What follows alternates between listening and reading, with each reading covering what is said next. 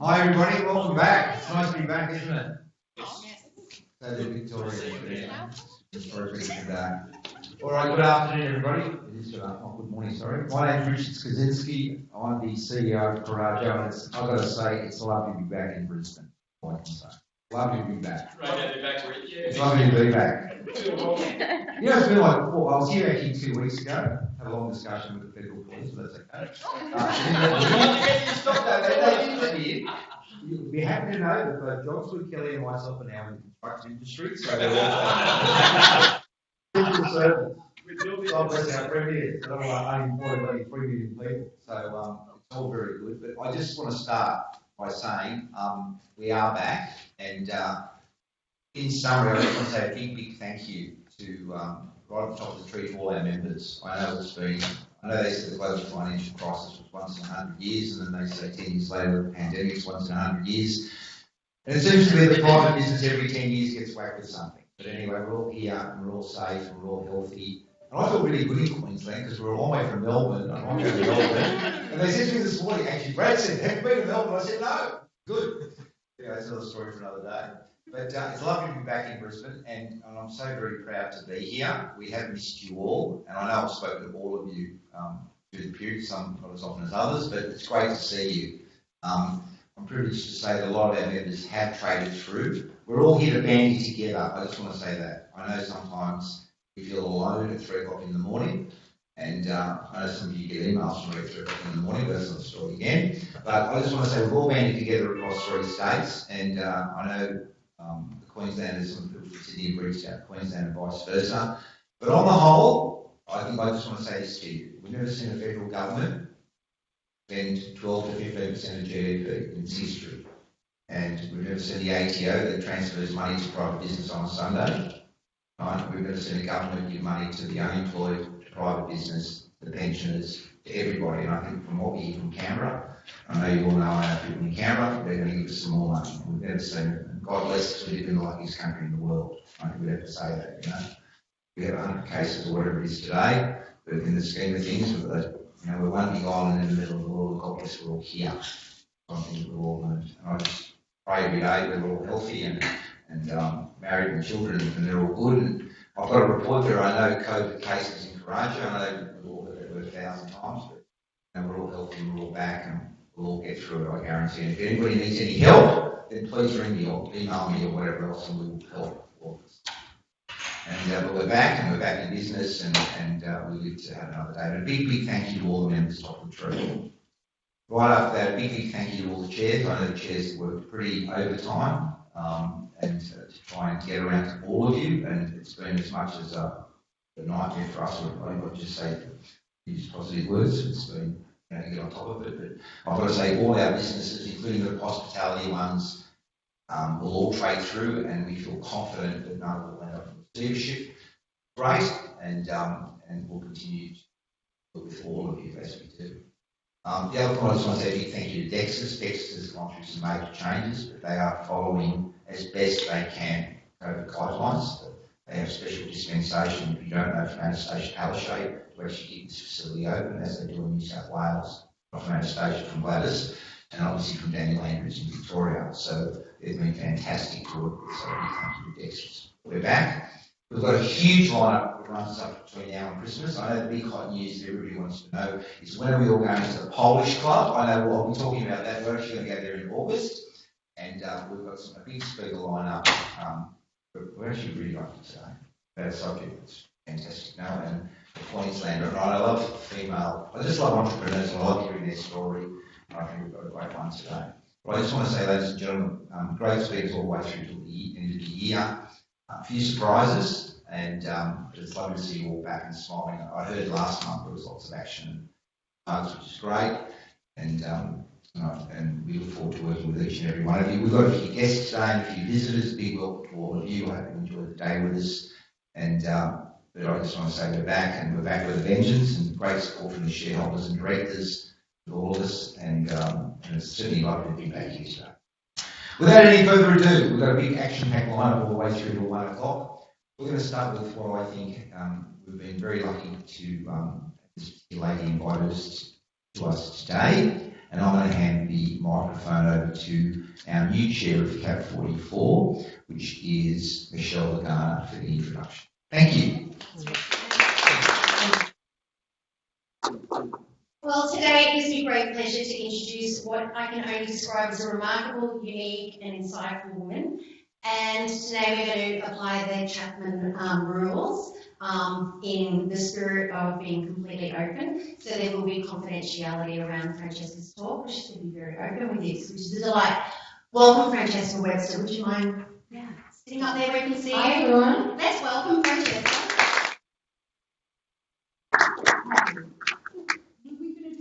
In interview format. Yeah, let's do that. Okay.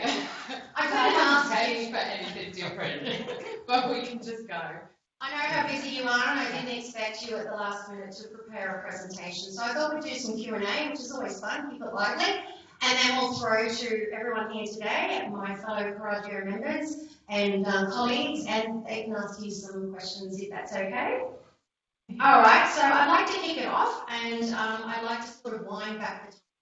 Specifically, Francesca, to put context in the room, to when was the light bulb moment or the cathartic moment in your life that put you on the trajectory or the pathway to now running two very successful multi-million-dollar businesses? Do you remember that defining moment? Yeah, totally. But pre that, so I work in the beauty industry. I have two businesses, Brazilian Beauty and the Australian Skin Institute.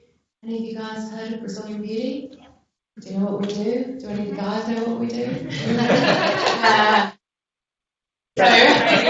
Anyway, but I'm not from a beauty background. I'm from the UK originally, worked for Morgan Stanley, an American investment bank, worked for the BBC, and worked for Shell UK Limited. So moved to Australia in about 2000 and realised that nobody was going to pay me a fortune to be an IT contractor. So really just looked around. I thought, I want to open my own business. My family are from a business background. I'd always been surrounded by people in business.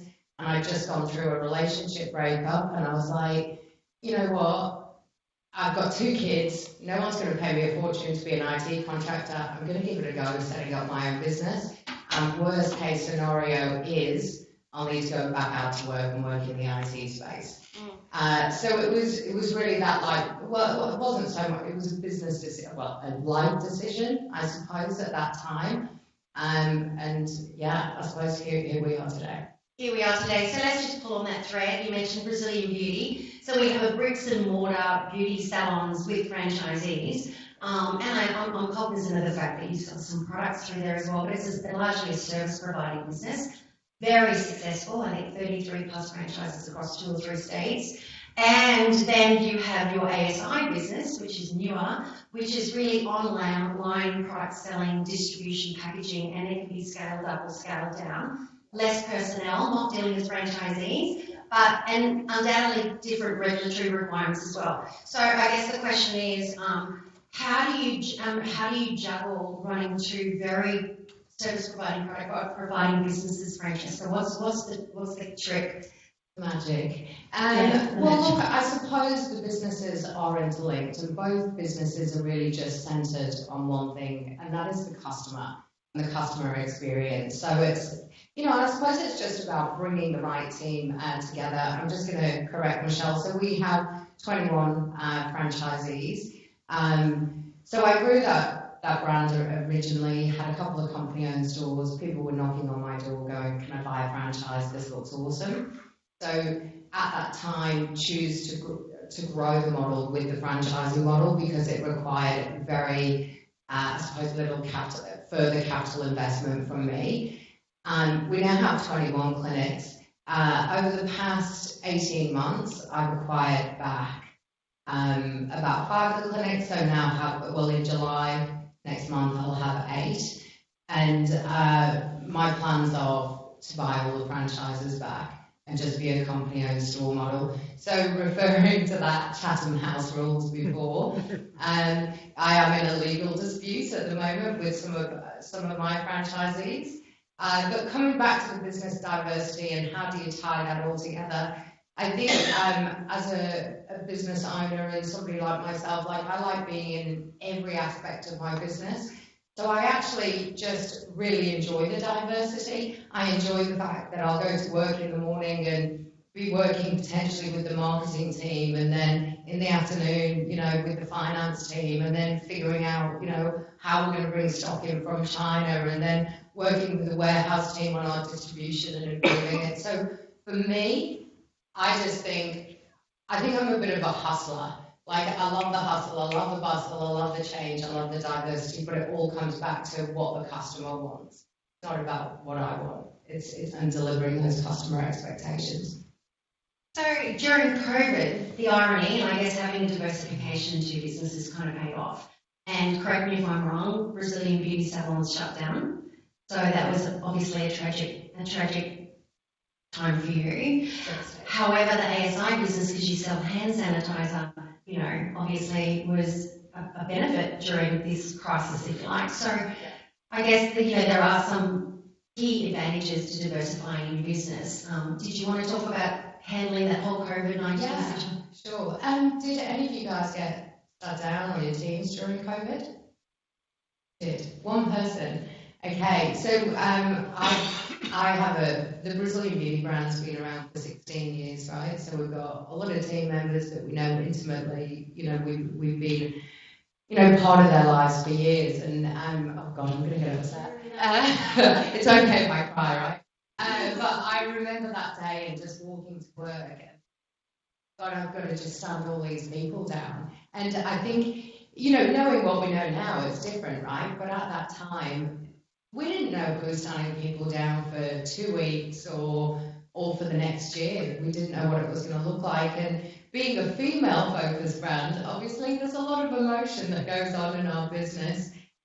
So that was devastating. And just even, thank you, from a business in a HR perspective of having to sit down individually with 100 people and individually take them through the process and what it means and what it looks like. So it was a massive administration process. I get pretty obsessed with things like world events, and I was obsessed with COVID when it was all, I suppose, kicking off in China. Does anybody look at the Worldometer every day? Oh my God, how good is that? How good is it? You can see the new cases, who's recovered, who hasn't, what tests they're doing per 1 million population. I loved it. But when I saw that happening and saw it growing, I was like, what would happen if COVID, was in Australia? How would it impact our business? So because we manufacture products and formulations, it was a very natural thing for us to make a hand sanitizer product. And I was talking to my friend and advisor at EY recently, and she was joking, going, hey, I remember that day, that Sunday that you sent me a text message saying, can you get me 100,000 litres of ethanol? And she did. Well, she didn't personally, but she connected me to two of the largest suppliers in Australia, and we got the ethanol, and we made that hand sanitizer. So as much as it was really distressing standing down the company-owned team members, I was able to keep 25 of my head office team members all gainfully employed, and we were in the hand sanitizer business. And it was a beautiful thing. And despite all the challenges and how crazy and awful it was absolutely awesome. I think for me, because I'm like a million miles an hour, I always want to be working, or I always want to be doing something, or I always want to be talking. And I think it would have killed me to have been at home and not do anything. But it was awesome because we were supplying like Queensland Please, aged care, all these different people in our community that, that the Brazilian beauty brand had never really reached before. And I always remember saying to our warehouse team and their big group of young guys, I think they kind of party pretty hard at the weekends. I was like, drug squad are coming in. The boys are all like ducking the pop out, like, just for hand sanitizer. And when we're going out doing the delivery, saying to the boys, who wants to drive off to this police station? They're all like, oh. But yeah, so look, it was a fun time, and that COVID, again, like I said before, been in business for 16 years, the skincare brand's been around for almost 10 years. So that time when we were closed, not only were we experts in a hand sanitizer, But with the rest of the head office team, I was just like, okay, what are we going to do? We don't know how long we're going to be closed. So we looked at the existing technology that we had in the business, and the team and I literally brainstormed loads of ideas, and we were like, okay, we're going to set up this virtual online beauty service. And we heard that JobKeeper was going to kick in, so we knew that we could re-engage our clinic team members. So we were like, okay, again, what can we do? So my team literally set up all the systems, processes, position descriptions, the supporting tech and everything to facilitate this online beauty advisor platform. And they literally did it in about a week. We also surveyed our Brisbane beauty customers and our database of like 250,000 customers and said, asked them a few key questions about COVID and how we could help support them and what we could do for them in that time. And with the ideas they came back with, we started developing ideas onto that. So as much as I hated the COVID closure, in some ways it was absolutely effing awesome. Because everyone was hustling, my team were hustling, everyone was like fighting for life, like fighting to keep the business open. And I think that energy that happened in that period of time, like clearly we can't run on that energy level all the time, but it was just absolutely amazing. And I think it is that kind of fight or flight emotion or whatever that drives things forward. So that online beauty advisor we service, we launched that. Normally if we were going to do something like that, it takes a year or 18 months, and we'd have to get every stakeholder involved, and we'd have to, go through all the steps and take everything slowly. It was just like, no, boom, shake the room, let's get this out there and get it done. So that's a big lesson that boom, shake the room. We haven't done that since the 80s. Your age. I know. No, don't worry. I think COVID's a classic example of, I say to my children, sometimes you're the statue, sometimes you're the pigeon, right? So ASI was obviously not the pigeon, well, they were the pigeon, not the statue. Yes. So as a former McDonald's owner, I understand that franchisees come from a diverse array of backgrounds, but also industry sectors, so they bring with them their own set of values and expectations. Coraggio is built on businesses, highly successful businesses, small, medium and large, who've got suppliers and subcontractors and staff, and they also have diverse personalities and characteristic traits. So I guess my question to you is, how did you manage the expectations or, of all these franchisees, particularly if some of their idiosyncratic views weren't aligned or synergistic with your company value? And, I know I've worked with you and your franchisees, so I know you struggled with that a bit. So what advice would you give to the Coraggio members here today? Yeah, look, everybody needs to deal with suppliers and team members and franchisees. That's business, right? And customers, that's what we're all here for. Look, I think in the early years when I was franchising, I really still do look at Brisbane Beauty as a family, as a community, and we had very structured meeting points and meeting times and get-togethers and social activities to really try and bring everyone together, and worked amazingly hard to do that. And I also, was always riding my team as well. We say at Brisbane Beauty that the client is king, and we treat our team members as we would a client. And that's for franchisees. It was like, what can we do for you? How high can we jump? Like, let's help you out. So there was a hell of a lot of that went on for with us early on. I think the franchising relationship is a really difficult one. It's quite different to most other business partnerships in that the franchisees are intrapreneurs. They're not an entrepreneur. They're not out there doing it for themselves. They've got the information in the system from somewhere else and they're executing that. And I think over a period of time, what the franchisee wants to become is an entrepreneur. And unfortunately, when you've got a franchise agreement and you've got a brand and brand values and processes and systems, because your brand is promising that it will deliver this to customers, the external customers, and franchisees have a different idea on what they want to do, it just simply doesn't work. So yeah, early days we flogged our guts out. You know, we did what we could. We worked our hardest. And look, some of our franchisees are amazing, and some of our franchisee stores are more successful than our company-owned clinics.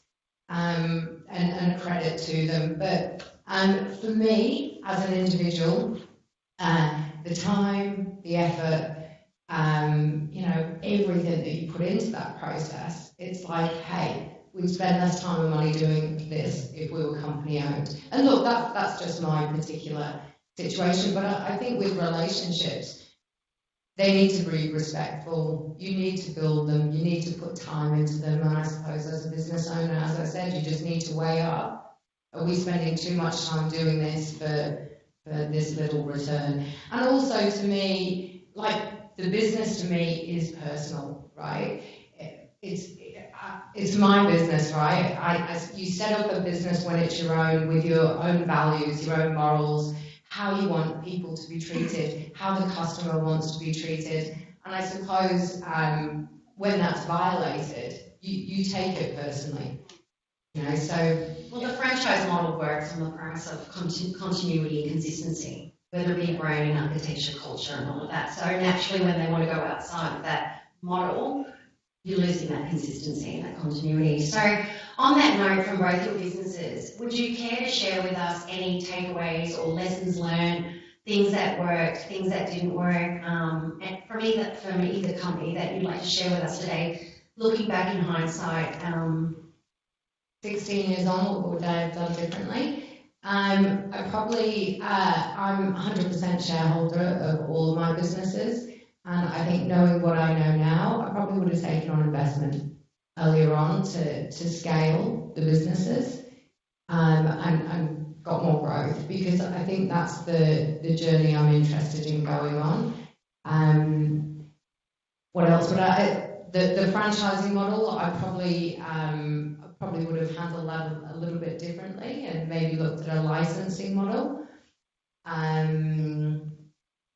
But a lot of the things I wouldn't have done differently, you know. I just do the same. I'm really lucky. I have like the most amazing team in the world who are like super smart and way better at their job than I ever could be. So I think I'm fortunate to have attracted the right talent, and yeah, super lucky.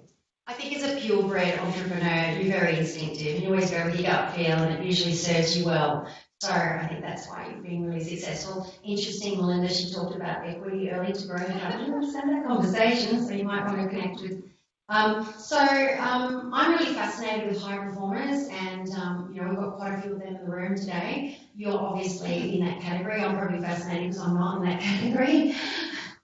So I'd be really interested to hear from you, Fran, if you think there's a particular characteristic or personality trait that makes a high performer. I know we've got Brad Seymour in the room. He might want to add to this as well in question time. But is there anything stand out to you which makes a good high performer? Look, on the high performer, I think about the high performers in our organisation, and to me, most high performers, not all, but most, are like racehorses. They've all got a little bit of crazy in them. They seriously do, like most high performers do. It's true. I even think of the high performers in my organisation, and everyone's like, oh, a little bit crazy, but they just go at things, right? They're instinctive, they're driven, and I think as a manager of those people at times, the biggest challenge you have is actually reaching out and actually pulling them back rather than kicking them up the arse. So, yeah, that's what I would say. All high performers are a little bit crazy, including me, yes, if I'm in that category. And you, Michelle. You're crazier than me. That's not how that conversation. You both have a microphone, so I'm going to zip it right now. Speaking of crazy, that weekend on the boat, you mentioned in the beach, Ernst & Young, and you've touched on Ian Wise. They have the Women in Consulting business. Coraggio is built on the precipice of the global financial crisis and coming together for that peer-to-peer collaboration, which during that time was so intrinsic, and that's how Coraggio actually commenced, right, Richard? So how much do you value, I know you've had mentors and programs over the years and now EY. How much do you value having that mentorship, cohesive relationship? Not now necessarily so much, but over the last sort of 17, 20 years, Fran. Oh, even now. So I went on the EY Entrepreneur of the Year program in 2011. And I'm not just saying this, I sound like a born-again Christian. It changed my life. You know, it really did. Like the connections, the friendships, the relationships that I've developed through that network is just great. A year or two ago, I don't know if any of you guys know Des Grundy. She's a heart attack partner there. Anyway, I think the EY crew here in Brisbane are sensational. You know Des Grundy? How cool is she? I love her. Yeah. What was I going to say? A couple of years ago, I called Des and I was like, I'm thinking about joining YPO or EO. Have you guys heard of that? Like EO. And Des was like, why do you want to join there? And I was like, well, apparently it's really good for networking. And she was just like, just let me know who you want to meet and I'll organise it. You don't need to pay and attend that group. And I think, so for me, that's how great they are. I said before, like Des managed to rustle me up 100,000 litres of ethanol as well.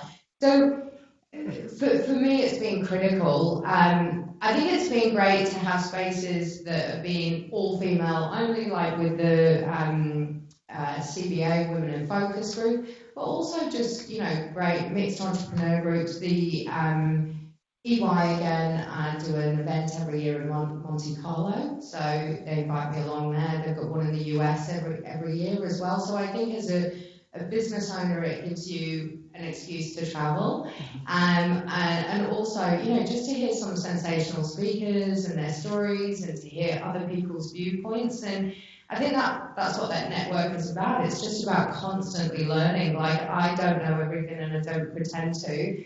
But, having somebody can share a moment with you at one of those events and it'll really resonate with you and help you in your development. So I'm always learning. That's a good point, isn't it? I mean, they say you can do anything, but you can't do everything. So you've got to play your strengths, stay in your lane, and then surround yourself with good people to be successful. And that's clearly what you've done so beautifully, and that's why you are where you are today. So, moving on, did you want to say something, Richard? I saw you turn on your microphone. Yeah, I was just going to say, we don't talk about the competition. I was saying don't talk about your YPOs. We'll have our competition because we have a sustainable edge here at Criteria, but we'll get into that later.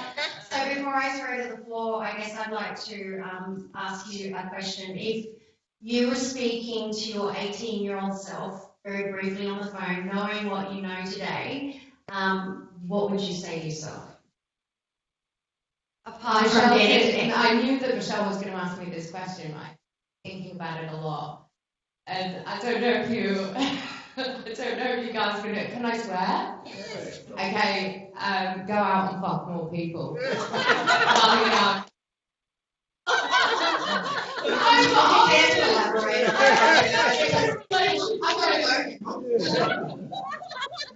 Okay, that was one thing.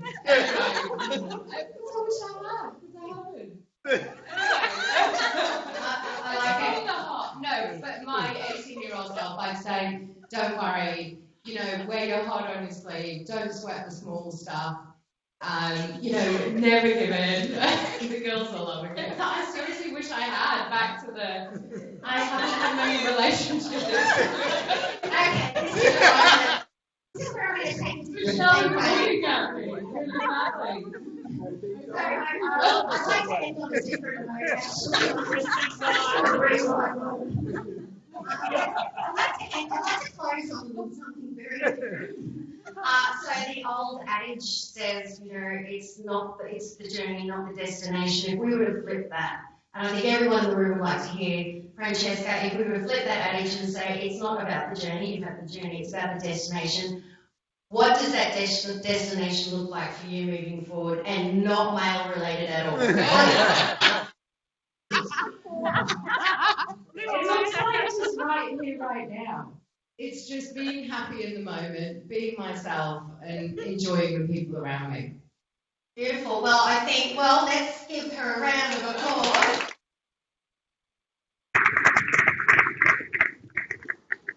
When I think of Francesca, I always think she's always got integrity. She's poised, she has her work. She's probably poised. COVID's had a bit of too much hand sanitizer. But integrity is the only path where you won't get lost. And that is truly typifies Fran, a great friend, a former client, and I love her to bits. And she came along today as a favour to me, and thank you. So we've got a microphone. Richard, you've got a microphone in your hand. We have time. We've got 10 minutes for questions. So who would like to kick off with some questions? Lindy Chen. So everyone can hear.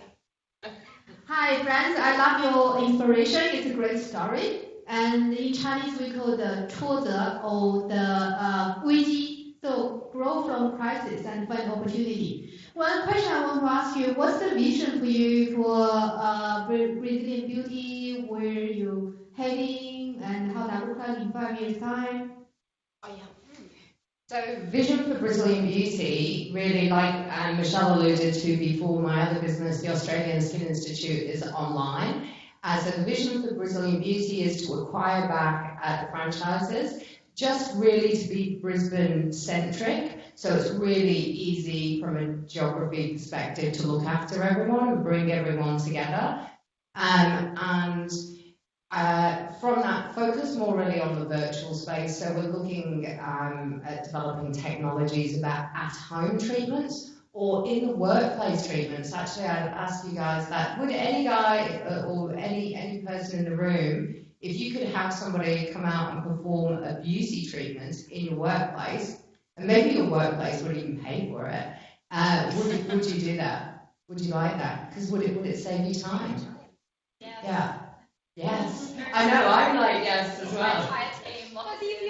Okay. Why not? Yes. This man. Yeah, I got the contract.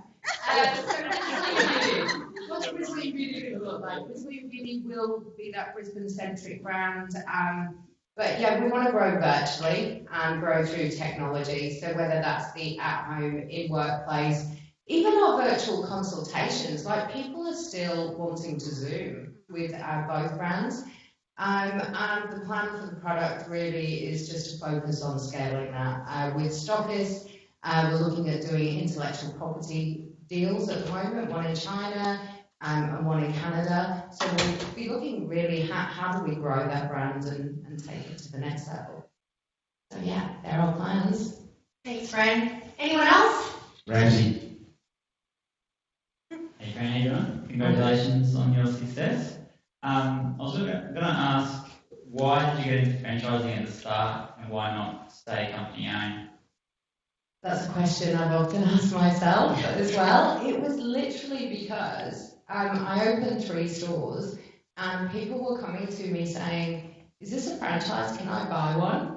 And so, I then, Google was around at the time, I Googled it and I was like, what's franchising? Better get myself a franchising lawyer. It's franchising on. So, yeah, it was.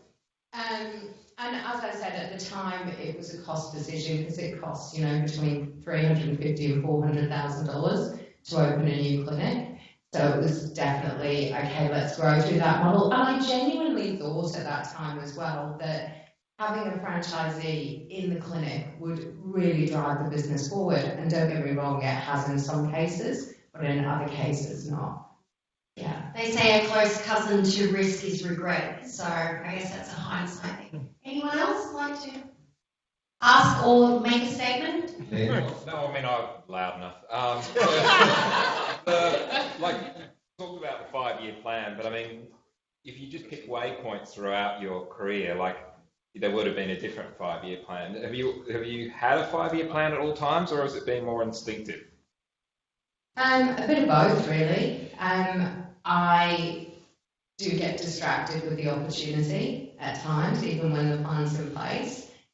I have had an advisory board before for a while. So yeah, you set the plan and you set the strategy, but things change, things don't come up, or as I said before, opportunity, that's a dangerous thing for me. I really need to steer away from looking away and staying on track. So to answer your question, yeah.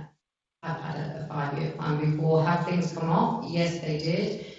Look, the brands had great growth up until we even had good growth through the GFC. We got smashed with competitors in about 2013. Laser Clinics Australia came into the market. Don't know if you guys are familiar with that brand, but they sold to KKK about 18 months ago for 650 million. So they were literally the same size as us and then just scaled really quickly. So hence, one of my biggest regrets, or if I could turn back time, it would be like, okay, you know, bring on a really awesome investor with a team who's scaled something like this before and go on the journey with them. Question. Alison Smith, Group Executive External Affairs for Star Entertainment Group, come along as my guest today. Thank you, Alison. Thanks, Michelle. Great talk, Francesca. Thank you. So I wanted to ask you a little bit about the high performers, the racehorses with that bit of crazy in them. For you, that piece of crazy leads to some great ideas. Do you actively go looking for ideas, or do you find that they come to you in the middle of the night? How do you go about looking for something that you can interrogate and turn into your next success? I think it's just about looking around you. It's like with the hand sanitizer, just looking around what's going on in the world. And I also think, if we're going to look at high performers or skills, when I analyse myself or other high performers, I also see them as being great problem solvers. That's what you want to do. Hey, you've got a problem. Like I had a problem at Brazilian Beauty 10 years ago, which was we were spending $3 million a year with Dermalogica, and Dermalogica had just decided it was a skincare line, and they just started selling online for cheaper. So we'd have our customers coming in going, hey, give us a full recommendation. We'd recommend them $400 worth of product. And they go, thanks a lot, I'll just go and buy that online because I can buy it cheaper. So our margins reduce there. So the answer to the problem was survey all of our clients, find out what they want in a skincare product, and let's set up ASI and vertically integrate that into the Brazilian beauty brand. So I've probably gone a little bit off track then. That's okay. Can I ask another question? Yeah. Of course you can. Sorry, I'm plugging the microphone. Other question. So COVID has brought about some weird changes in the way all of us work and live. So I work, as Michelle said, in the tourism sector, hospitality, and never before have we seen the level of collaboration that's coming through as competitors are kind of all in this together and trying to get on their feet. Is it any different to your industry? Look, I've always, a few years ago, because you're not in the beauty industry, I think historically everybody didn't talk to their competitors. It was like, oh, they're on the other side. Whereas a few years ago, I actually made a point to do a road trip around Australia, and I met every other CEO or business owner of, any business that had more than 10 units. And I just went out and introduced myself. So I frequently talk with my competitors. Obviously, you don't give away state secrets, but you can have a cup of coffee, you're both in the same game, and more often than not, you're sharing the same problems. So banding together, I think just in general, I think the entire Brisbane community has, during COVID, we didn't close down because we got approved as an essential service with the hand sanitizer. And, you could see even businesses coming to us saying, hey, I want to buy your product just to support you and help you out. So I do think Brisbane has a great community of people, and I think people are more open to collaboration. I think they are in business in general. With even me, with our company-owned stores, I've put in place a great profit share model for our high-performance racehorse coordinators. And it's massive. It's 50% of profit that they get, and all the P&Ls are beautifully clean, and they can punch some big numbers, and people are like, why do you do that? But that's collaboration again. It's like you're sitting in that seat, you drive that business 6 days a week. I'm happy to write you that big check at the end of the day because I'm also getting one. So, and that's what it is about. Hey, collaboration. working together. It's a win-win. It's signing those good deals that you feel good about, that everyone feels good about. Yeah, collaboration for community benefit, and there's a lot of collaboration that goes on in amongst Project between cabs and members, and even we're in Sydney and Melbourne as well. So I think we're all on the same page there. Is there any final questions before we hand over to Richard to do the vote of thanks? One last question. Megan. Just a really quick one. You came out of IT and you chose to go into a completely different area. How did you know what to do? Yeah, that's a great question. So my ex-husband used to own a chain of dental surgeries in the UK, and very, very similar model. But asking how did I know what to do? So I think in the space I was in, it was very much about systems, policies, procedures. All of those three organisations I mentioned had amazing cultures and processes. So I actually thought it was going to be really easy. It wasn't. And I opened the first clinic, and then I studied a beauty therapy course at weekends to kind of know the hands-on. The reason I chose beauty is because I felt like a natural affinity with it. You know, I can remember my mum taking me to go and get my legs waxed when I was 13, and I don't know, I'm a girly girl, right? I love makeup, I love beauty, I love getting spray tans, I love having my hair done. She loves the sex. Now, I wish I did. So, let's not go back on that. But yeah, so you're exactly right. There was a lot of things about the industry I didn't know, but what I did know is that when I looked at the competition in the market at that time, I was pretty sure I could do it better. And not just better for the customer, but better for the team members. So that structure, the position descriptions, the training, I knew that I could set up the reporting and the KPIs on the back end to measure the customer experience, to then enable me to identify training issues to come in and sweep that way, if that makes sense. Yeah, thank you. Thank you, Francesca. I think our illustrious CEO wants to say something. Richard? Ladies and gentlemen, there is a theme of today, right? So make sure for those of you that have 18-year-old daughters, make sure you go back and get those wise words for this. And just happen to have an 18-year-old daughter, so thank you, Francesca.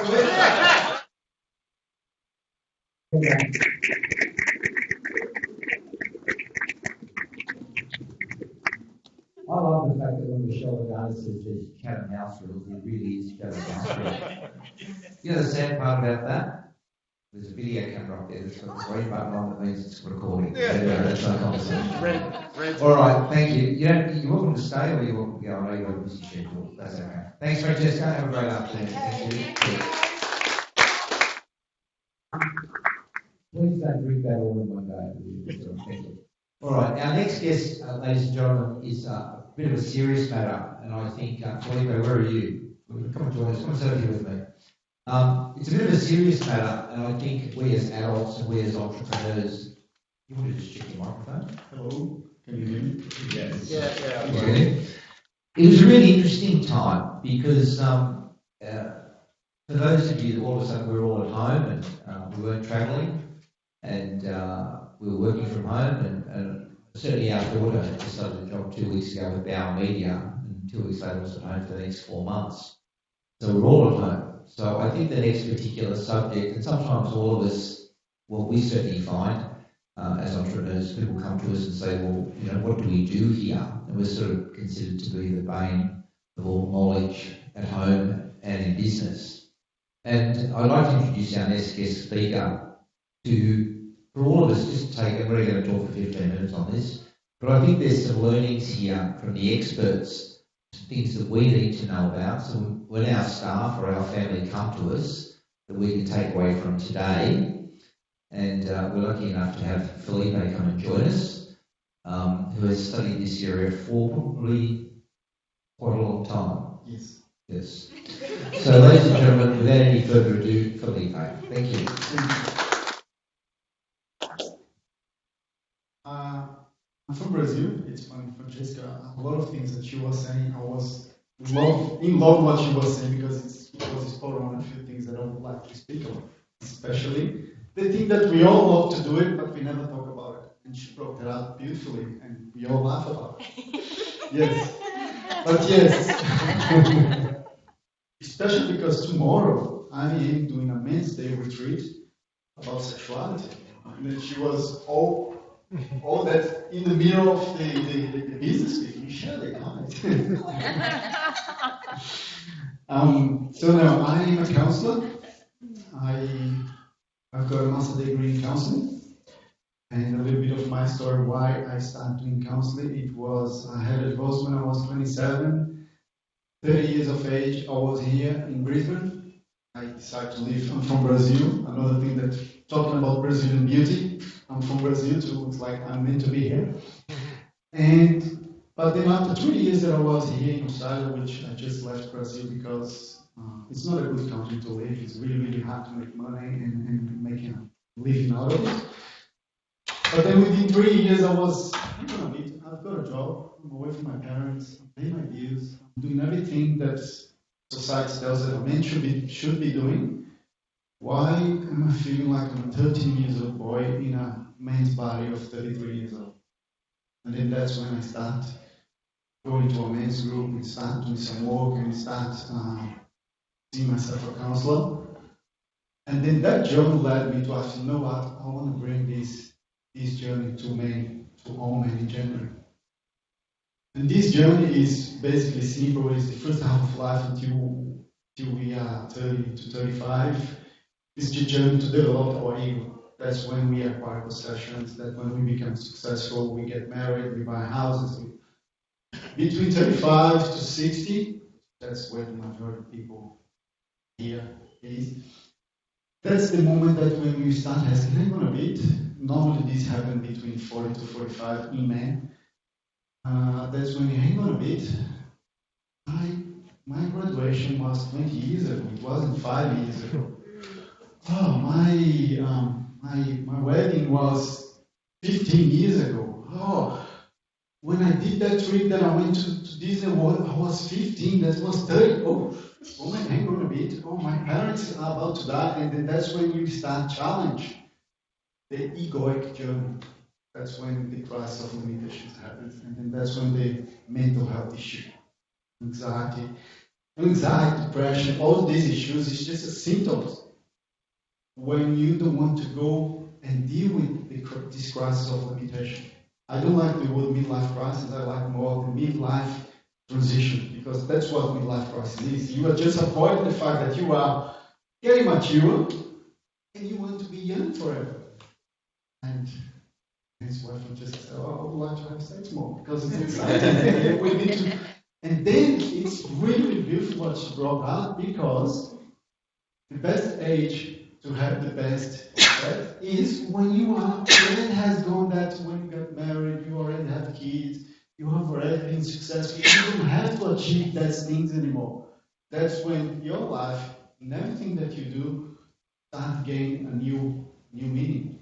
Pretty much you're going to be doing the same thing that you did in your first half of life, but with a new perception. And then the third phase is exactly, there isn't many people that the third phase, which is exactly when you are actually starting saying yes and working out of your authentic self.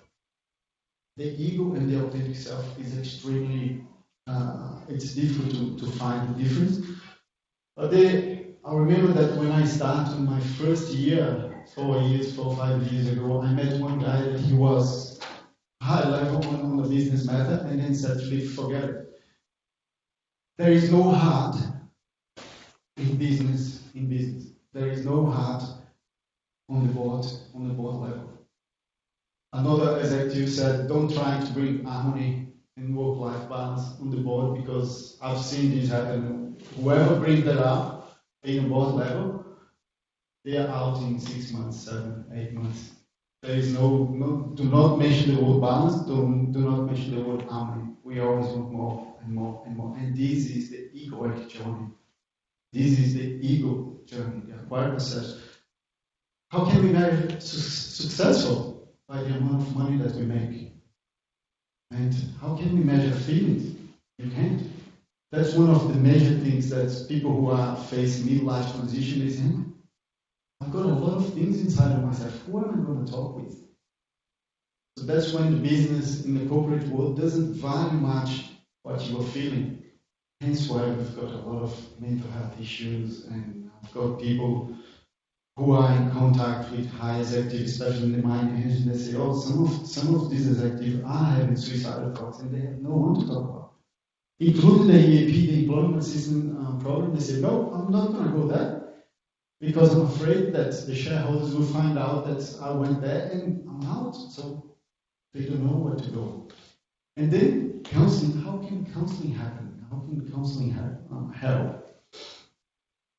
And then here is something that I normally say, how talking about feelings help? The first thing that happens is there is an action, but before the action there is a behavior. Before the behavior there is a thought. Before the thought there is a feeling. Before the feeling there is an unconscious. So the more you learn how you're feeling in here, and the more you get familiarized with that within you, the better is going to be your decision in life, including if you're going to continue being the business that you are, or moving on, or if you're going to decide to have a business who will make less money, but will be more authentic and purposely with our community that we live in. And just to make things lighter, what Francesca said, sexuality is a topic, is a subject that we all love it, but we never talk about it. We all want what she wanted. Right now, we all want to have great sex, more and more and more and more. But who has got the guts, head to actually say out loud that? Me too. How can we make that? Hence why I'm doing this Men's Day retreat tomorrow, and just did a lot. I'm on a search of the first intake of the mental health business program, which this is a 12 sessions that happens, one session every month. And then one of the topics is sexuality. The other topic is male and female. Men, and I'm really, really glad that there is, I think what I'm seeing here, the ratio is 50% women, 50% men. On the unconscious level, we are equal. There is not much difference. But when you get to the conscious level, men and women are different. This difference needs to be acknowledged, especially in the corporate world, especially in business organizations, so that we can understand the difference and we can move on in a better way. This is another topic. The other topic is the addictions that we are so addicted to the capitalism system, as I was saying. How can we measure success? By the amount of money that we make in a year and in the financial year. How can we make our goals? It's all about money. And then at the same time, we get so addicted to these, the one who's got the best clothes, the one who's got the best car. That's how I measure myself as a human being. This needs to stop. There is other ways to actually measure ourselves as a human being. And this is one of the causes that is leading a lot of men into all sorts of troubles, including suicide. Anxiety. You're going to hear one day, probably you're going to receive a newsletter. I will be writing about 8 ways of dealing with anxiety. The most important that I want to give you, it was really, really interesting because, again, when Simone and Jessica approached me, can you write something? And then I said, I'm going to write about anxiety. But because at the same time that I was doing this, I was starting to do the Men's Day retreat about sexuality. I was like, wow, anxiety and sexuality are connected. Because what he says, if it's not that passion that doesn't stop, and then suddenly, poof, explode. That's anxiety these times that we have been in the last 3 months is exactly what I did now. It's all about breathing. If you want to have better sex, breathe better. If you want to have a better life with anxiety.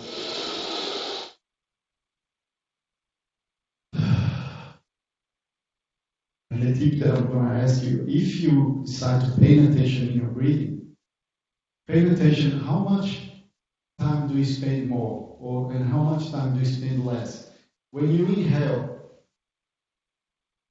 do you spend 4 seconds inhaling in 2 seconds Excel, there is no one who has this balance unless you have noticed that difference and you keep working on it. Because if you are excelling too much,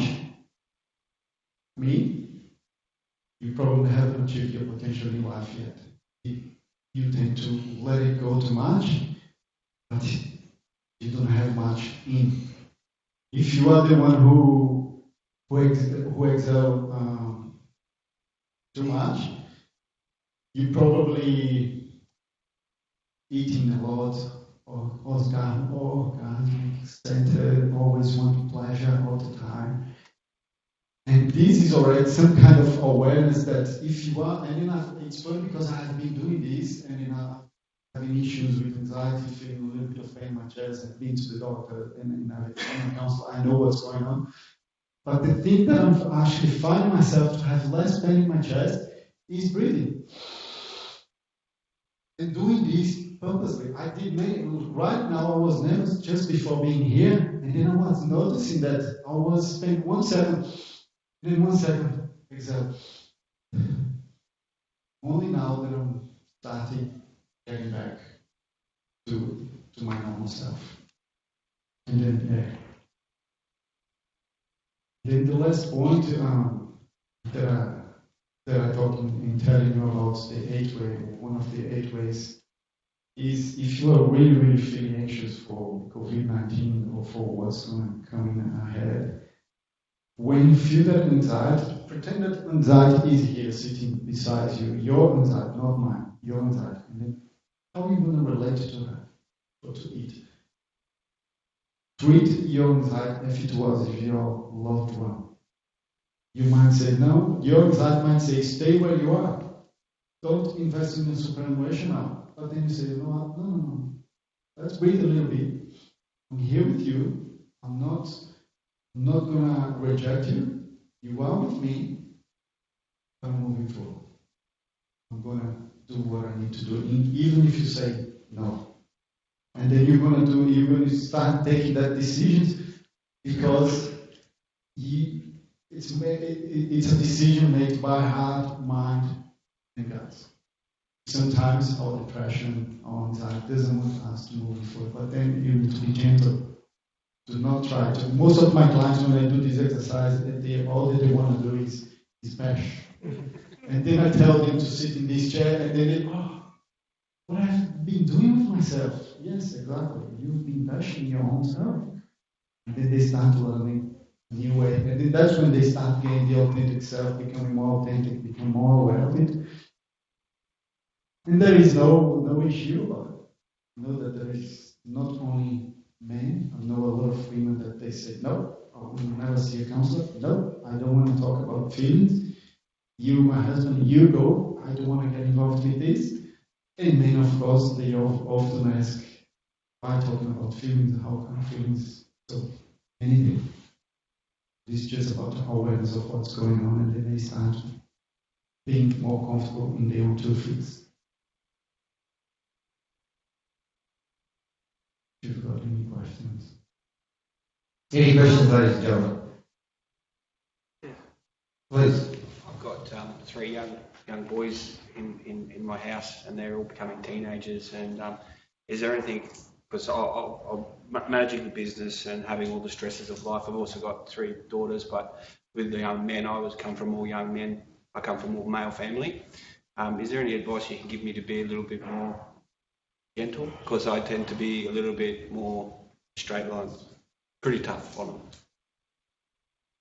The first thing, you don't have to answer how you're feeling about you being straight line. I don't like it. You don't. No. And that's already says a lot. You're out to change that. So it starts within you. And then the question, okay, that what can you do to actually be less strict? Or why are you being so strict? What is it that your kids are doing that is actually making you feel so angry that project your anger over them? That's how old are they? 13, 12, and 10. One is 13 is already going to a new phase. The other 2 is still I could go on, and there is a lot in that talk. Felipe's staying for lunch, so maybe. Sit beside us. No, but yeah, start with yourself. Yeah, we teenagers normally, I don't see minors, and then when someone really approaches, Philip, can you see my son? He's a minor. I often say, okay, can you tell me a little bit of what's going on? Because normally the problem is the parents and not the kids. I think that's why I first check. It could be that the kids. I had one case that the kid he lost a brother overnight, and he was struggling with grieving. Okay, then I accepted this 13 years old boy, and it was too much for him to grieve, and his ego was not ready to face such a heavy walk. But start with you. Always noticing what's going on. Probably your sons are looking like you when you were their age, and you don't know what to do about it. And how can you move on with that? That's the major thing that I tell. If you are a parent, always check with yourself. Question. Just following on from that, I guess as females, because we know everything, I guess we weren't brought up in an environment where we talked about our feelings. Well, I'm older than some, but so particularly from a male point of view, I find it's, we might be constantly personally developing and all that sort of stuff, but sometimes the guys, anyway, the question is, how do we sort of get him to look at himself? And, without being a nag and saying you're hopeless and all that. I like that. You know what I mean? Yeah. Men typically don't. Yeah, men typically don't Well, talk about their feelings. So it's opening that conversation. How do you start that? For them to recognise, yeah. And men don't look for help, not just for counselling, for any kind of doctors. Normally they have a wife who say, hey, you need to the doctor, and then I made the appointment. You need. That's what I mean. Yes. That's exactly what I want to say. How do you get that? She already told him. Do you want a drink? And then if he says yes, you go, well, why? But I often say, and in this one, I'm going to say this in front of men. If you want to help men, stop helping him. Well, my husband would cough, and don't go to the doctor. And I even booked the doctor for him, and then he goes.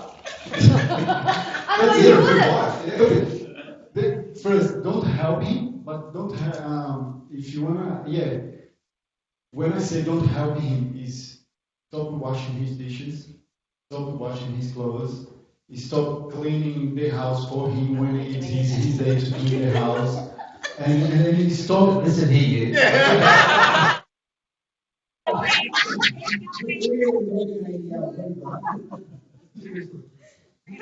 But that's the thing that's happened. That's the thing that's happened, especially in the corporate world, because the men actually they think because they work 8 hours a week, and then when they get home, they have another work to do. 8 hours a week. And then it's like, and then that's the crisis that happens with men, and the women doesn't know what to do with that. That's exactly the midlife transition. But the roles have changed too, yeah. I mean, especially with I think women have always been powerful, but now we're allowed to be, sort of thing. That I often find that I feel sorry for the guys, because where the hell do they stand anymore? Like, are they supposed to open the door? Aren't they? Are they supposed to, be nice or be rough or, like? I went to a lady 2 weeks ago, and then just because as soon as I stood up to walk the girl to the car, I said, "Oh no, I don't need a man to walk to my car." I said, "I want to spend some time with you. Can I get it?" "Oh yes, you can." But I'm a little bit traditional. I was take the women to the car, open the door. No, I don't want. Oh, okay. What do you think that? No. Felipe, we're going to keep moving. So, ladies and gentlemen, thanks Felipe very much.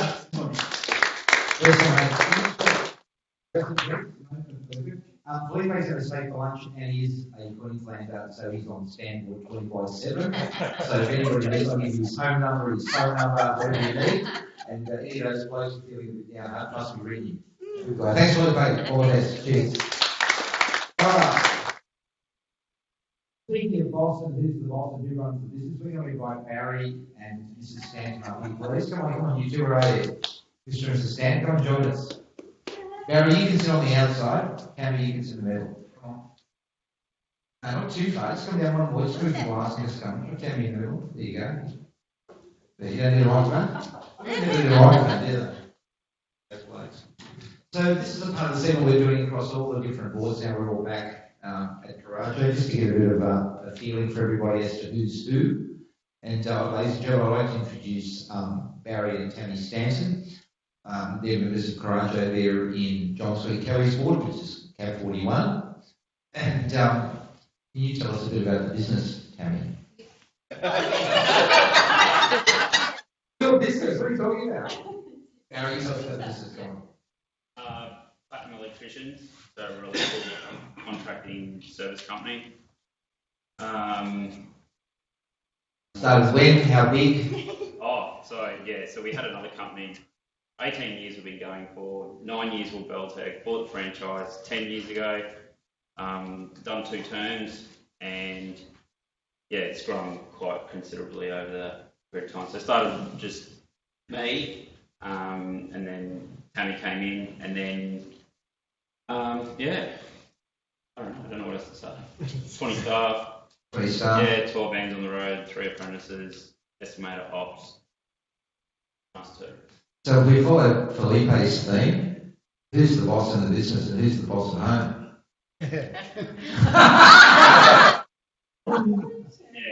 We share it. So we've probably got, I think the big, listen to what Felipe said, was a bit of a turning point in our businesses. We know what our roles are. Yeah. So I know what I do. Tammy knows what she does. And then, so Tammy's family first, business second, I'm business first, family second. Yeah. But she'll ask for assistance, and I'll ask for assistance in the business if I need help either way, so we don't cross each other's paths. And that seems to work really well. So, yeah. How long have you been married? 19 years. 19 years? Yeah. When are you married? What was the date? 26th October. Are you married? Tick number 2? Got lots of sex tonight, trust me. You'll need to know, we're pretty raw,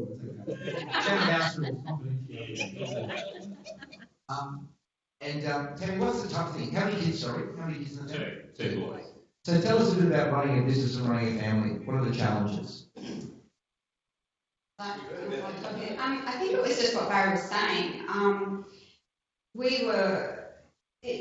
We did have to sit down and, I don't even remember when it was, but I think when I came into the business.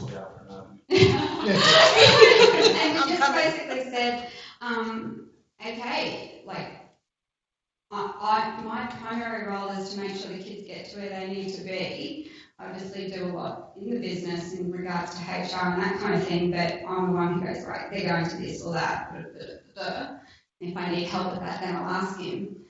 Same with Barry with the business. I know that if he has to go and see a client late or whatever, that's the priority. And if he needs my help with that, then he'll ask me and we'll sort it out. So it just kind of floats. But yeah, it did take us a little bit to figure it out. So what's been the one biggest learning over the 18 years, Barry? What's the one thing that really stands out for you in private business? If you were 18, what would you do, mate? I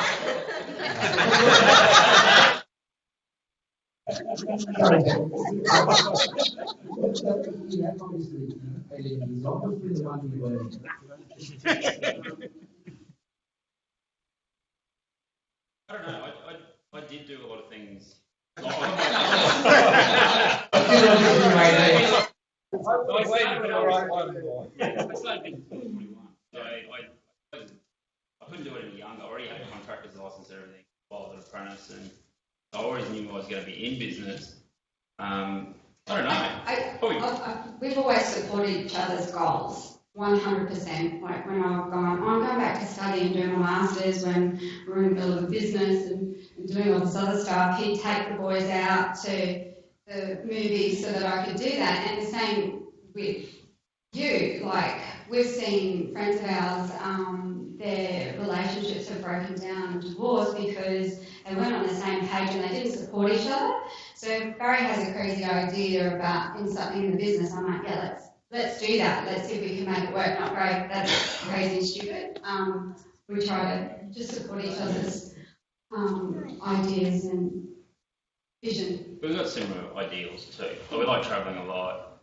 We've been around the country a few times. We lived overseas for quite some time.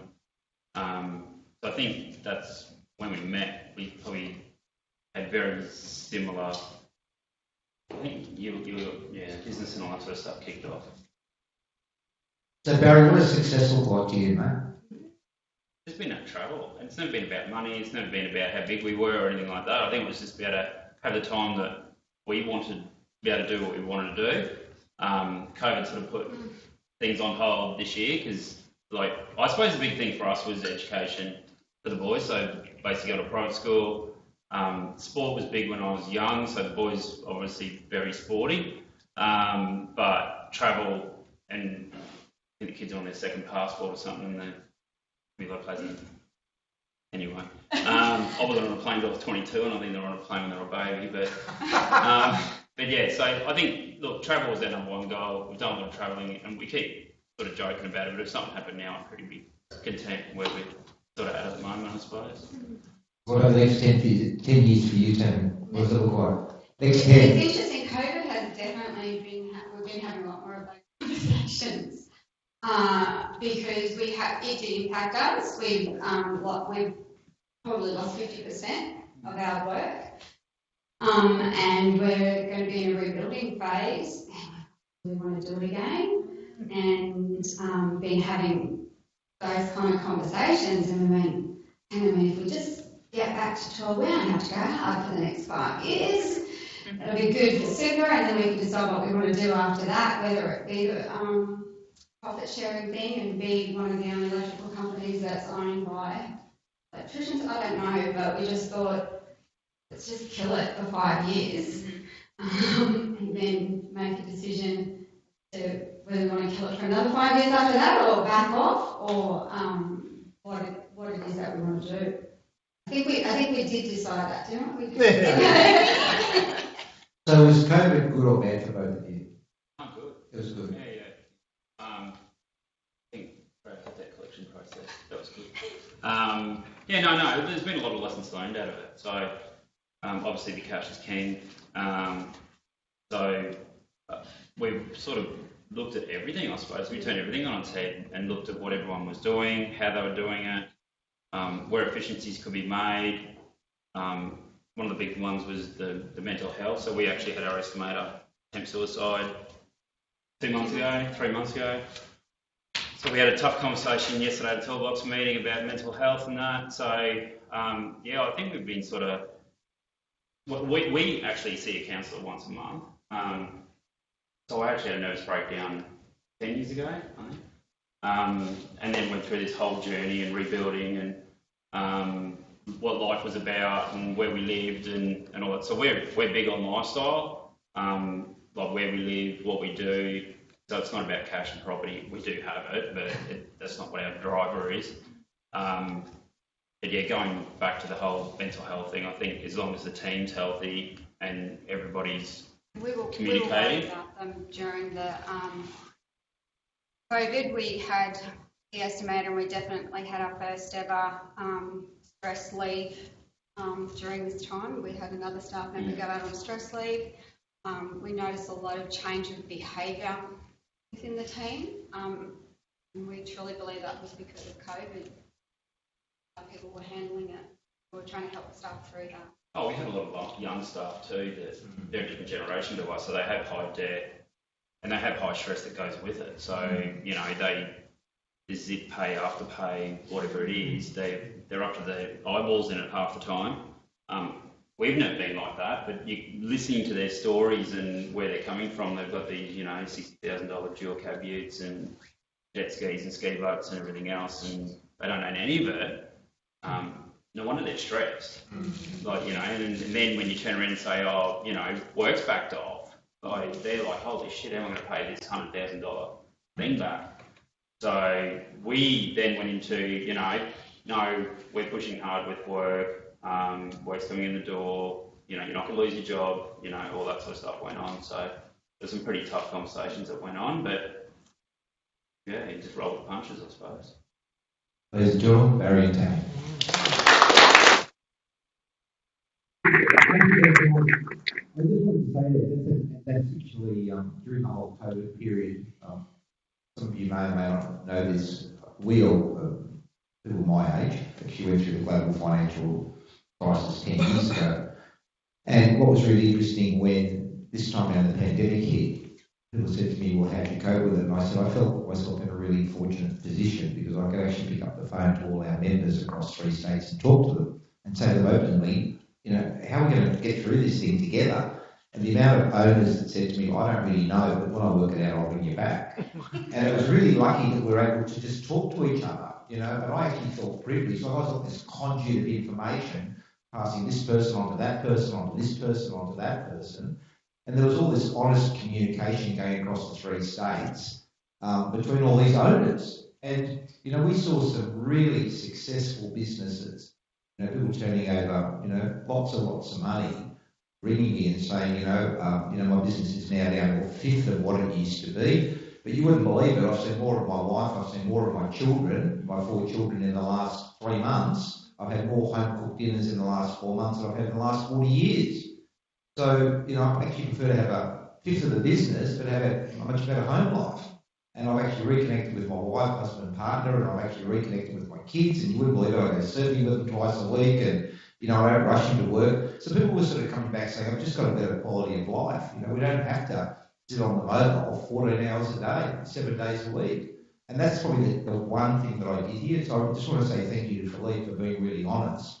Because they were the conversations that sort of came through with a lot of the dads that I heard from, saying, Richard, you wouldn't believe it, you know, the bank account's shit, but you've got to tell them my marriage is actually in really good shape, or whatever's happened, or this is what's ever happened, or, you know, I really reconnected with my, you know, 19-year-old daughter. So I haven't spoken to you for the last 7 months, but so that sort of stuff was really good to hear. So I'm going to ask another mum to come and join us. The next person we're going to interview, Belinda Jensen, good on you, come and join us. You're funny again.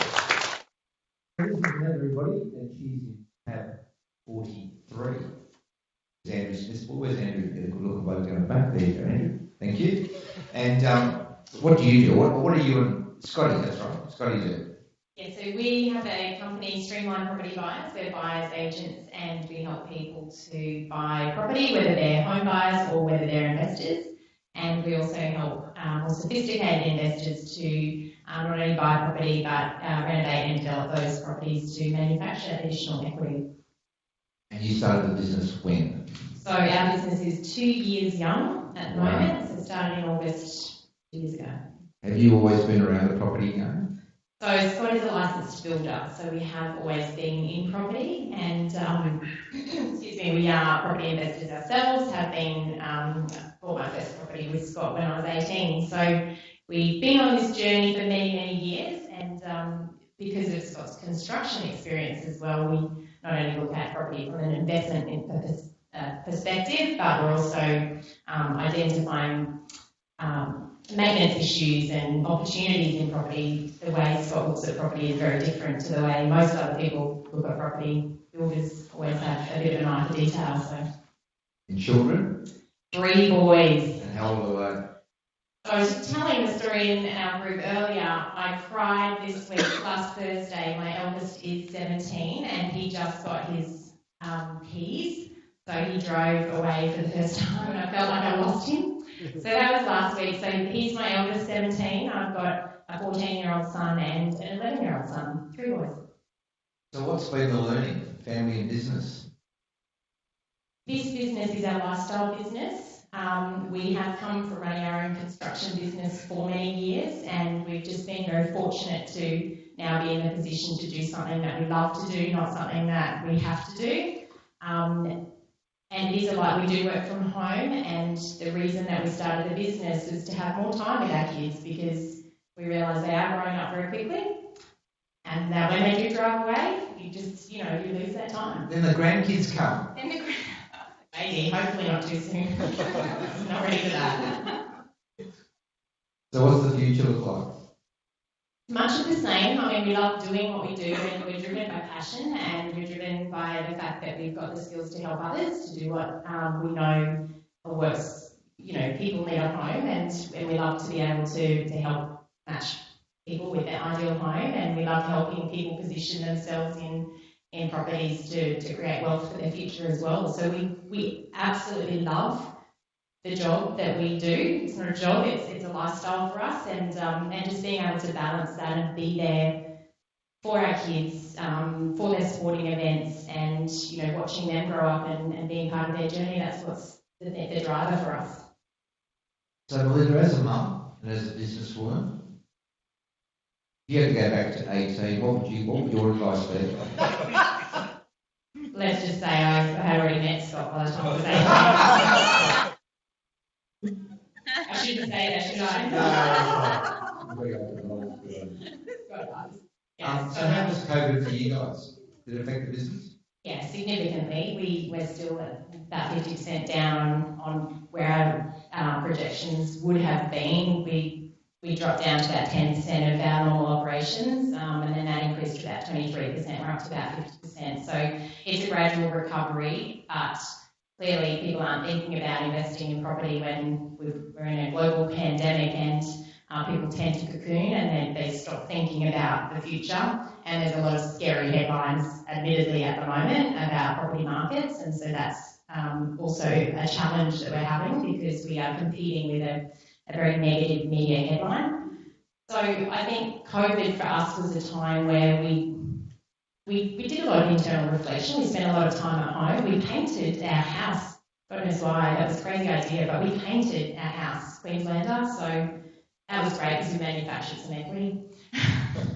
But it was a time where we just got to stop, and our life had become chaotic because we do follow the boys around. They're all water polo players, early morning starts with swimming. 5 nights a week we were heading out lots of different directions. At that time, Cody didn't have his licence, so all of that came down to Scott and I, juggling a start-up business effectively, as well as managing the 3 kids. Our life was nothing short of chaotic, so it made us stop and really just enjoy that time at home and sitting back around the family table as a family of 5 as opposed to 3 of us at this time and 2 of us at that time. And it was nice just to slow down. So you only cooked dinner once, not 5 times. I'd always cooked dinner once, but it was always a reheat job, or leaving it in the slow cooker or sticking it in the microwave to get reheated, yeah. So as a tip from you, what would be the one tip? People in private business.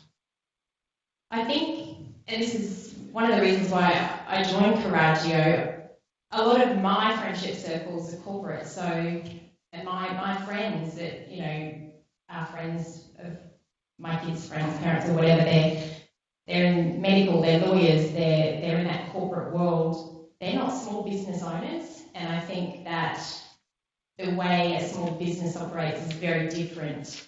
I know even during COVID, a lot of my friends had no concerns because they were just told to stay at home. They still got their salary coming into their bank account every week, and it's a different way of thinking and it's a different way of life. So I think that surrounding yourself with like-minded people is critical, and that's something that I've always tried to do, because if you're not getting that in your own social circle, you've got to go out and find that, and that's one of the big reasons why I joined Coraggio, to be around fellow business owners that go through the same thought processes. And when we're being shut down because our economy is in total havoc, I know there's people that are going through that at the same time as me and not celebrating the fact that they've been told to stay at home and they still get their money in the bank account each week. So.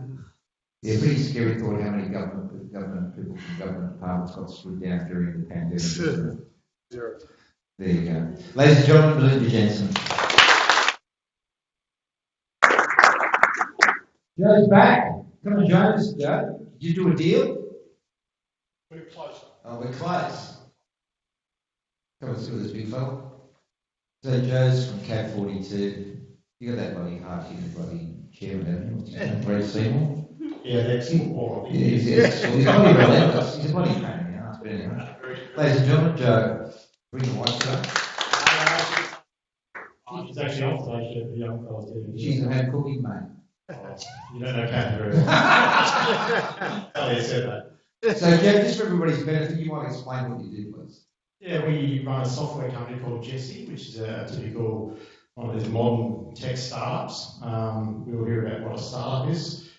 It's interesting, we restart a business and then everyone can't start calling us a startup. It's like, hang on, I'm an ABN, I'm a real business, I'm not a startup. Because growing up in country Victoria, startup was the cheeky little shit that we've ever owned, so probably true.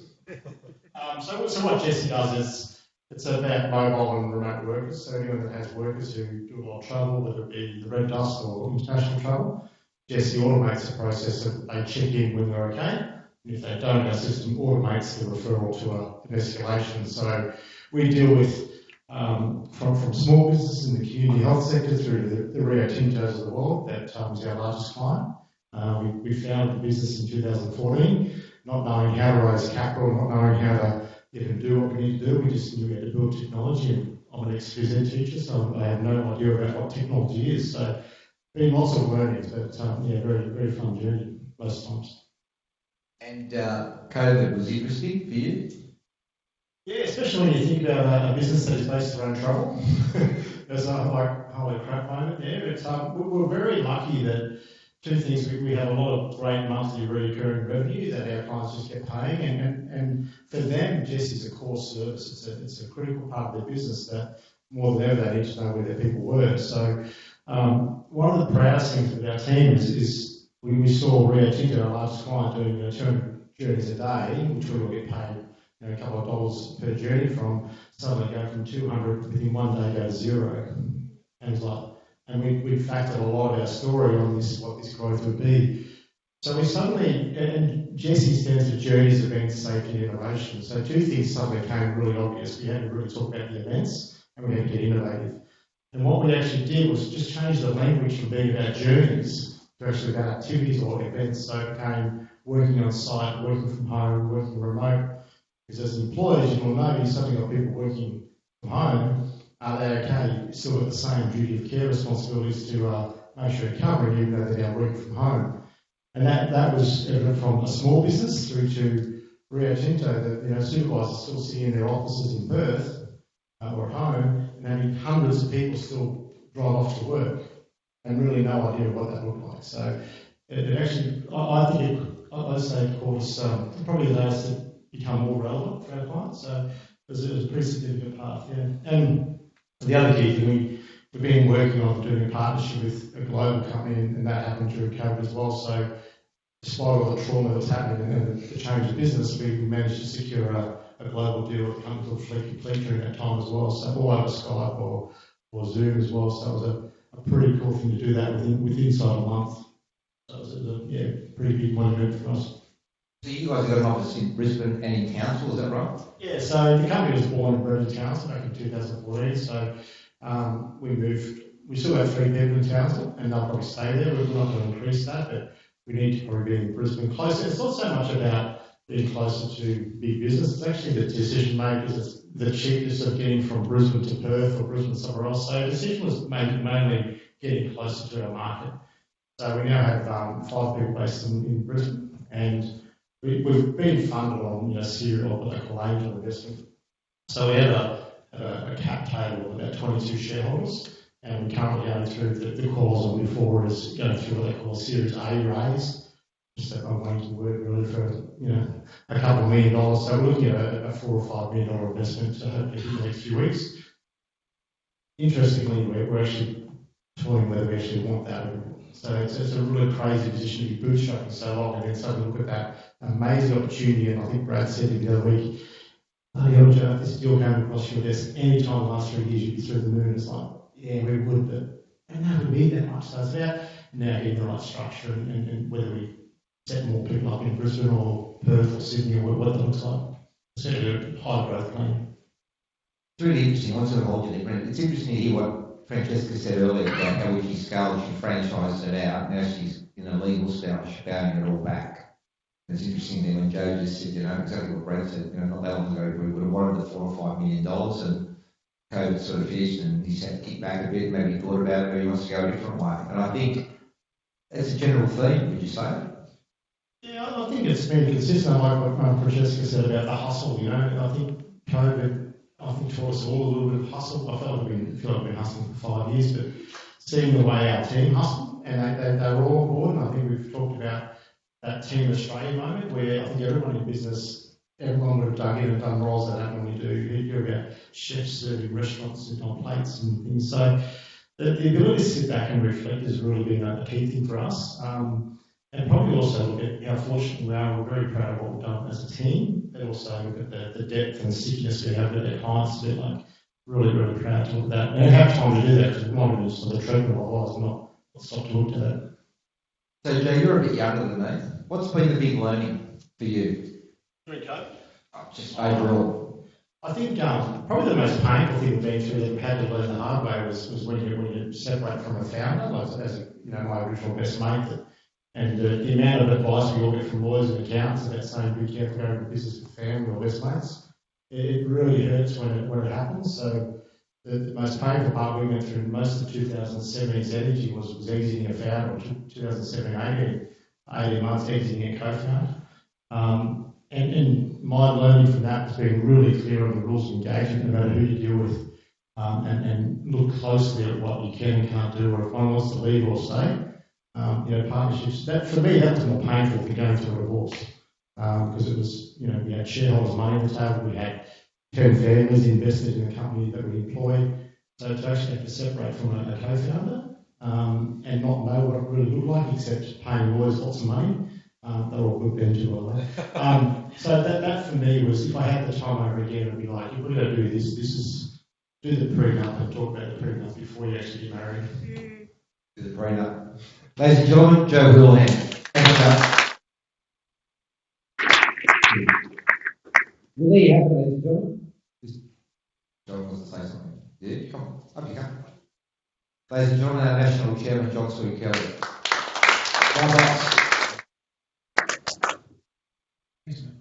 Good. Guys, I just wanted to take the opportunity to say congratulations and thank you to all of you. And the reason I'm saying that is because as we look back over the last 3 or 4 months with COVID, you've actually really supported each other, you've dug deep, you've helped each other, you've been in contact with each other, and you really have demonstrated what are the underpinning values of Coraggio. And the reason I raise that is the shoulders you mentioned here before, Coraggio had its nexus in the GFC. It actually didn't. GFC happened at the same time as Coraggio was forming. And the reason it formed was a group of businessmen who were medians, I wasn't businessmen and women, broke away from where they were meeting previously because an individual business was not getting the support they thought it was necessary and it should have. And they said, we believe they deserve more support, we believe they need more assistance, we believe that it goes beyond business, it's about people and it's about families and everything else. And that's what formed Coraggio. And that's the values that we really see now. Coraggio is not about selling to each other and making money out of each other and everything else. It's about supporting and learning and sharing. And that group, Cat 1 as it is now, is still very much and very strong in that regard. And when I say it goes back beyond that, we should have actually last Friday had the 30th anniversary of Coraggio meeting, that group Cat 1, in Newcastle. So they've been meeting every year for 30 years. Just couldn't meet last month, so it'll occur probably in September now. But if you said to the guys, what's the value? It's about sharing knowledge and information. It's about supporting each other, and it's about caring and helping each other grow. When you mentioned before about what's the best thing you can do to help someone, stop doing their washing, stop doing their ironing, stop doing, that's the same in business. It's not about freebies, it's not about giveaways, it's not about handouts, it's about knuckling down and doing the hard yards and realising you can actually do it and being confident and proud of that and moving forward from there. So to all of you, I say congratulations and well done, because you have come through a trying time, you have supported each other exceptionally well, and I'm certain we'll grow out of this being a significantly stronger and greater group of people, regardless of what our futures are and how we meet and see each other. So congratulations and thank you. Thanks for